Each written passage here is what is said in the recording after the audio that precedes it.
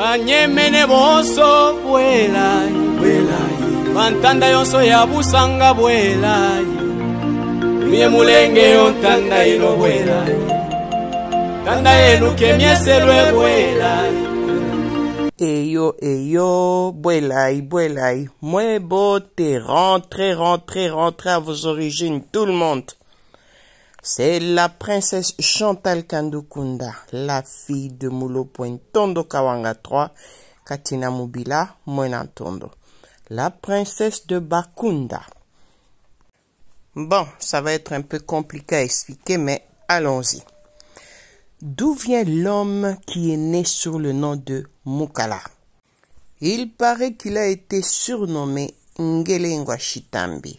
Par après, il se surnommait lui-même Mushidi. Rip, après sa mort, repose en désordre. On l'a appelé Msiri. La chronologie même des événements veut que on parle de la naissance, de la vie et ensuite de la mort. Parlons maintenant de ses origines, avant d'arriver au gâteau, la mort de ce truand. Écoutons la suite. Msiri est retourné en Tanzanie chez son père, Kalasa Mazwili. Allons-y doucement, étape par étape. Suivez attentivement tout le récit. Vous allez comprendre l'itinéraire pris par cet homme qu'on a appelé Ngelengwa Shitambi, qui s'est retrouvé au cœur du Katanga où il est mort quelques années après. Qu'est-ce qu'il faisait là? Il commettait des exactions qu'on vous a déjà expliqué et qu'on va vous expliquer en détail. Et c'est comme ça qu'il a trouvé la mort. Les faux descendants de cet homme par idéologie l'ont proclamé après sa mort roi et ont changé son nom en Msiri. En fait, ce monsieur n'a jamais été roi, ni au Katanga, ni d'où il venait. On l'appelait sultan. En Swahili, c'est sultani, qui est un mot découlé de l'arabe, parce que ce sont des gens d'origine arabe qui venaient de la Tanzanie et qui avaient envahi le cœur même du Katanga avec le fusil sur la tempe de tous les chefs coutumiers qu'il avait trouvés dans la région, dont certains ont été exécutés par lui-même et ses hommes. Qui était-il? Il avait lui-même déjà connu l'esclavage. Quand les Omanais, les Arabes de la Perse, prenaient des esclaves déjà des terres de Tanganyika, le 3/4 des hommes étaient d'office castrés. On vous expliquera ça plus tard. C'est pourquoi cet enfant a développé une méchanceté incroyable. Ce n'est pas pour rien qu'on a surnommé l'homme rouge. C'était un sanguinaire extrême. D'après nos recherches, et on continue toujours à les faire, c'était un esclave affranchi. Il a accompagné cet homme-là et qu'il a appelé père après, comme exactement son fils adoptif qui a été choisi par Sters dans le Boma de Ngelengwa Shitambi, Mushidi, juste après que ce dernier soit décapité par le capitaine Boston sous la recommandation de la dame de Fonseca. Dans les prochains numéros, vous verrez les images de toutes ces scènes atroces. Ces mêmes personnes vous racontent des choses différentes, des versions différentes. Souvent, ils disent que le papa était tellement vieux qu'il ne savait plus revenir. Mais quand Msiri, soi-disant, Ngelengwa Shitambi, retournait en Tanzanie, c'était pas pour aller voir son père. C'était pour aller vendre sa marchandise. Les ivoires, les esclaves et le cuivre. Voilà. Comme tout commerçant, il faisait des allées et venues du point A au point B, où il allait écouler sa marchandise. Il accompagnait son soi-disant papa au Katanga, bien sûr, et son point de chute était souvent chez le chef Katanga, parce que c'est là où on battait le cuivre. Alors, ce petit malin, il était tellement, comme on dit, assidu pendant 6 ans pour bien infiltrer le chef Katanga, pour les tuer d'un coup, poison. Et puis, il prit la fuite. On vous expliquera. C'était un esclavagiste, un commerçant qui venait des Zanzibar. Il faisait des allées et venues. Pour, comme on dit, vous allez découvrir plus tard. Ceux qui ont déjà suivi des émissions savent déjà de quoi on parle, mais les autres, soyez patients. Vous allez découvrir au fur et à mesure qu'est-ce qu'il faisait à Zanzibar. Parce que c'est la prochaine épisode, on va vous démontrer ce qui s'est passé à Zanzibar. Maintenant, allons d'abord chercher ses origines, puisqu'on dit qu'il venait de Nyamwezi et qu'il était Musumbwa. Le roi Musiri est venu de la Tanzanie, de Tabora, de l'Unyamwezi, donc des Banyamwezi. Merci de nous guider. Allons-y. Étudions maintenant la carte géographique de la Tanzanie. D'où viennent les Nyamwezi? Comme on parle toujours des Nyamwezi, ici vous voyez, on les classifie dans les langues tanzaniennes. Ils sont à 2,8% de la population. On va maintenant découvrir d'où ils sont. Sur ce tableau, il y a la classification des différentes ethnies, le pourcentage dans le pays et leur localisation. Ce qu'on appelle les Nyamwezi sont une population en pourcentage de 2,8%. Ils se situent dans quelle localité, quelle province? On va découvrir ensemble. Les Nyamwezi sont localisés au nord de la province qu'on appelle Mbeya. Pourquoi on dit au nord? Parce qu'il y a le nord et le sud. Et au sud, Mbeya Sud, il y a une population de 2,3% qui sont les Nyakiusa Ngonde. Ce sont ceux qui vivent à Mbeya Sud. Sur toute l'étendue de la Tanzanie, les Nyamwezi sont une population de moins de 3%. Regardez sur la carte, ils viennent du sud de la Tanzanie. Le point rouge que vous voyez là, et vous allez bien observer et regarder les pays limitrophes de cette région-là. Vous allez comprendre un peu comment est-ce que ce petit truand de Musiri est arrivé jusqu'au Katanga, qui n'est pas loin. Alors, la province d'où ils viennent s'appelle Mbeya. On va maintenant étudier Mbeya et vous allez comprendre facilement. Après la démystification des origines, on sait que les Nyamwezi sont seulement répertoriés à Mbeya Nord. Et étudions ensemble cette zone, cette province qu'on appelle Mbeya et dont la capitale porte le même nom, ça veut dire Mbeya.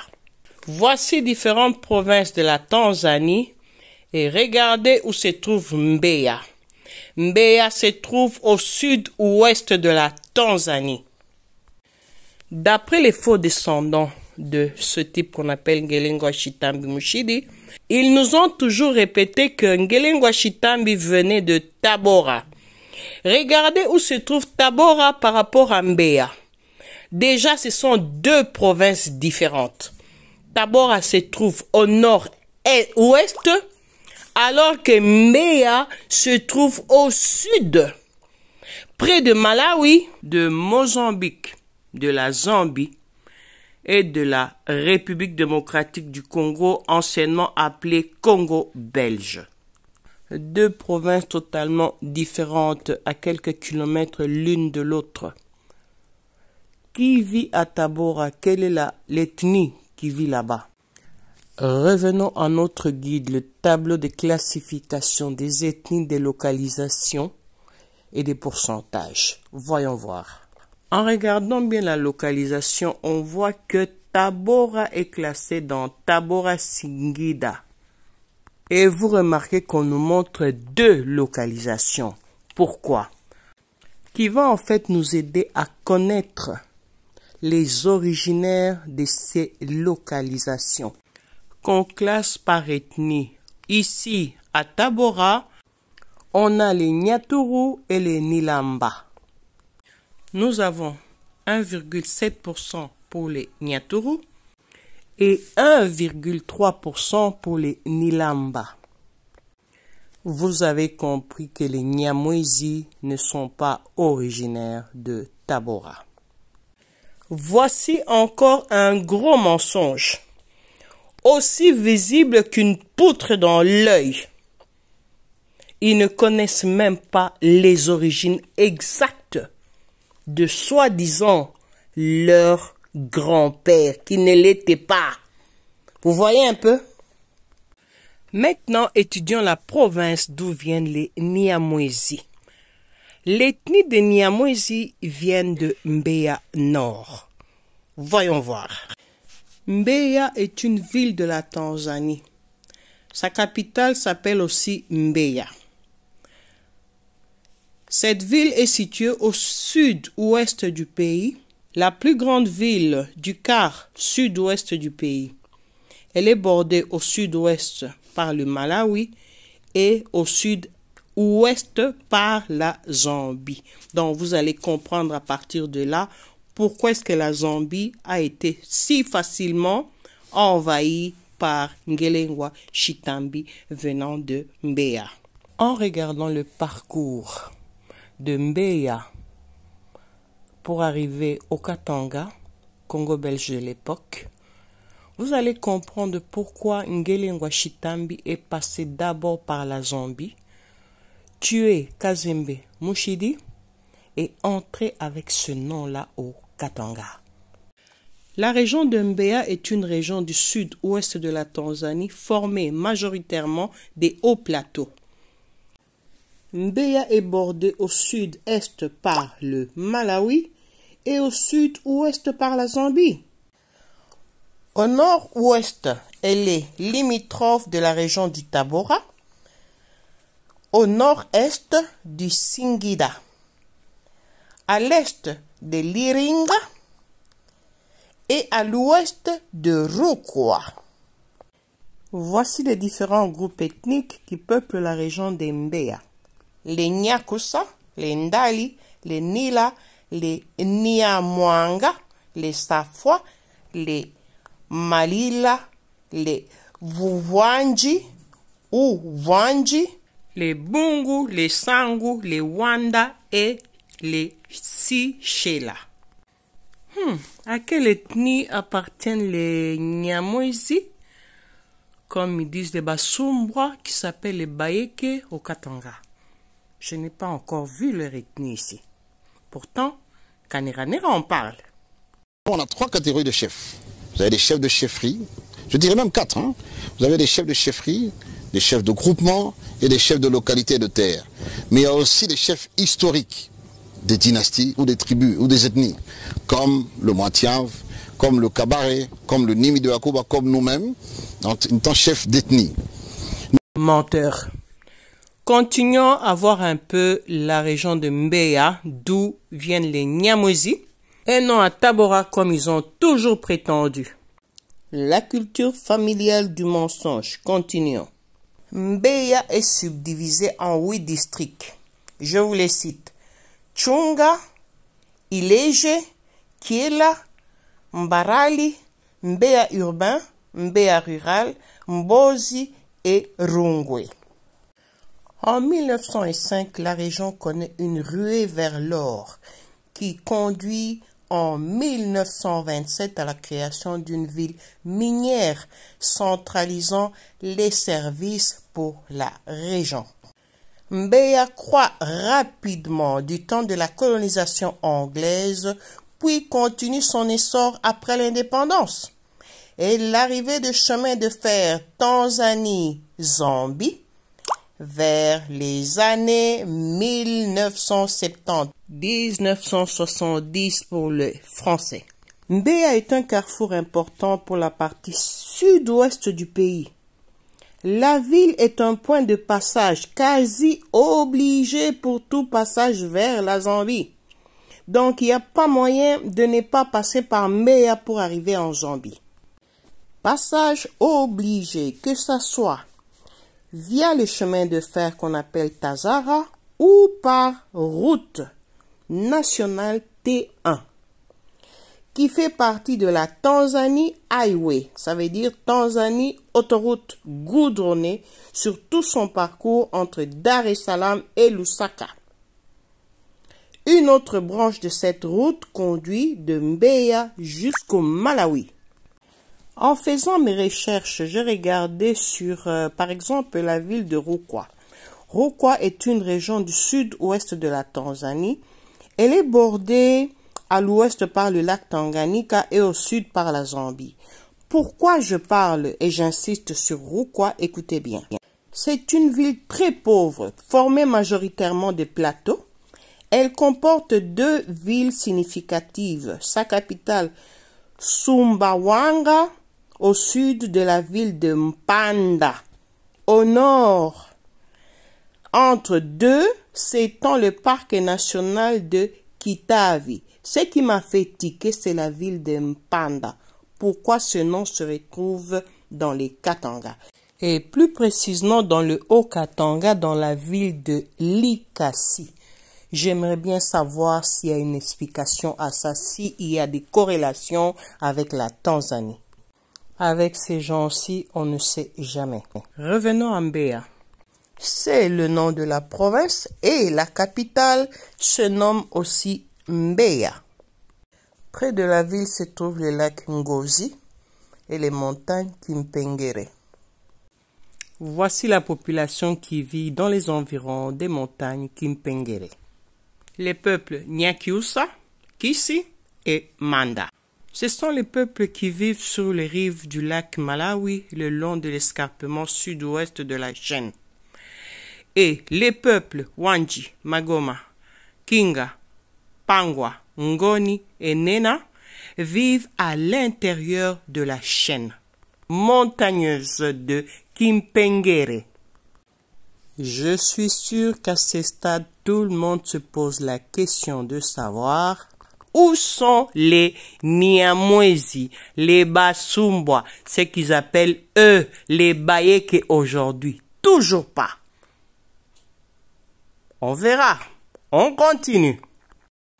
La ville de Mbeya est située sur la route de B345 à mi-chemin entre le lac Rukwa et le lac Malawi.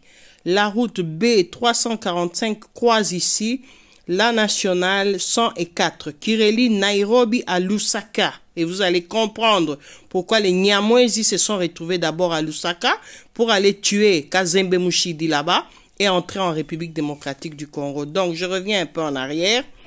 Donc, la route qui relie Nairobi à Lusaka via Dodoma. Je crois que vous avez déjà entendu parler de Dodoma. En 2012, le territoire de la ville comptait une population totale de 385 279 habitants. Moins de 500 000 personnes qui habitaient là-bas. Ce qui fait d'elle la 5e ville la plus peuplée de la Tanzanie. La ville de Mbeya est subdivisée en 36 katas. Je vous explique ce que c'est les katas en Tanzanie. Kata est une expression swahili qui désigne la subdivision géographique et administrative de 3e niveau du pays en dessous de la région. Subdivision de 1er niveau et des villes et Vaya. Vaya, c'est subdivision de 2e niveau. C'est comme ça que eux ils classifient ça. Il peut à la fois s'agir de subdivision de villes et de Vaya. Ce sont géographiquement des unités hétérogènes qui peuvent être urbaines, ça veut dire comprenant des zones d'une ville, ces subdivisions étant appelées mta, rurales, comprenant de groupes de villes ou mixtes. Pour mieux comprendre l'expression kata, qui est une tradition swahili du mot anglais world, terme utilisé dans les pays anglophones pour désigner un type de zone géographique locale utilisé pour concevoir les circonscriptions électorales. Bien que kata et ward, ça s'écrit W-A-R-D, puissent être étymologiquement traduits par circonscription électorale à des fins électorales bien sûr, ce ne sont pas des circonscriptions, puisque les parlementaires tanzaniens sont élus par des unités plus grandes appelées tarafa, qui couvrent plusieurs katas et élisent chacun un parlementaire. Ainsi, à des fins électorales, les katas tanzaniens constituent les unités de base de la création des circonscriptions. En fait, des structures parlementaires en Tanzanie. Voilà. Pourquoi je vous parle de kata? Je reviens en arrière. Le territoire de la ville de Mbeya est divisé en 36 katas. Je vous les cite. Il y a Forêt, Ghana, Dut, Inganjo, Inganzo, Igwawilo, Ilemi, Ilomba, Isanga, Isiesie, Itagano, G-Tendance, Ites, Itiji, Luambi, Liela, Liunga, Iziwa, Kalobe, Manga, Mabatini, Mahandeleo, Majengo, Route de Mbalizi, Mwakibete, Mwasekwa, Mwasanga, Non, Salanga, Soho, Nzowe, Rwanda, Sinde, Sisimba, Krember et Iole. Donc vous avez compris et vous avez entendu quelques noms là-dedans qui vous ont fait sursauter Rwanda. Vous voyez un peu? Au 26 août 2012, il y avait au total de 3643 katas en Tanzanie. Eux, ils comprennent. Bon, nous, on les subdivise différemment. Bon, c'est pour expliquer un peu comment chez eux, ça se passe. Et vous allez comprendre plus tard l'esprit des Basumbwa au Katanga. Suivez juste attentivement. Ça a l'air difficile à comprendre parce que c'est un autre système qui n'existe pas chez nous. S'il vous plaît, prenez des notes et faites très attention. Vous allez comprendre la suite de l'histoire. Retour au parc national de Kitavi. Ici, on décrit, comme on dit, le parc national de Kitavi, qui est dans la région de Rukwa. Je vous lis rapidement la géographie. Le parc est situé non loin du lac Tanganyika, mais à grande distance des villes principales et centres touristiques du pays.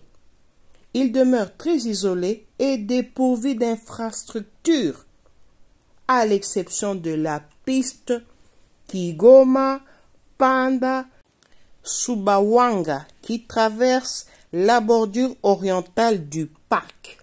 C'est le troisième parc national du pays par sa taille. Il demeure très peu visité.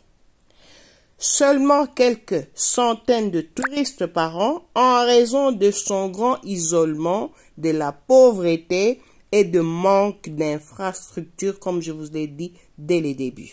Vous qui vous moquez souvent du développement dans la République démocratique du Congo, regardez cette église catholique de la ville de Rukwa. Voilà. Donc la pauvreté existe partout en Afrique. Malgré que c'est une région très pauvre, mais dans ce parc on trouve jusqu'à 4000 éléphants, des milliers de buffles, des zèbres, plusieurs espèces d'antilopes, élan, impala, hippodrague, topi, etc. Tout suivi par leur cortège habituel de prédateurs, c'est-à-dire les félins et sans oublier les braconniers bien sûr, d'où les problèmes qui ont surgi et que je vous explique maintenant. Si vous voulez connaître tous les animaux qui vivent dans ce parc, Voilà le site web que je vous mets au-dessus. Voilà. Durant la saison sèche, c'est-à-dire de mai à octobre, et en raison de la persistance de points d'eau, les grands troupeaux de mammifères se regroupent à leur tour dans le parc, les mammifères que je viens de vous citer. Pourquoi j'insiste sur des troupeaux d'éléphants? Je vous explique ce qui s'est passé avec l'extermination des éléphants en Tanzanie. C'est dans ce coin-là.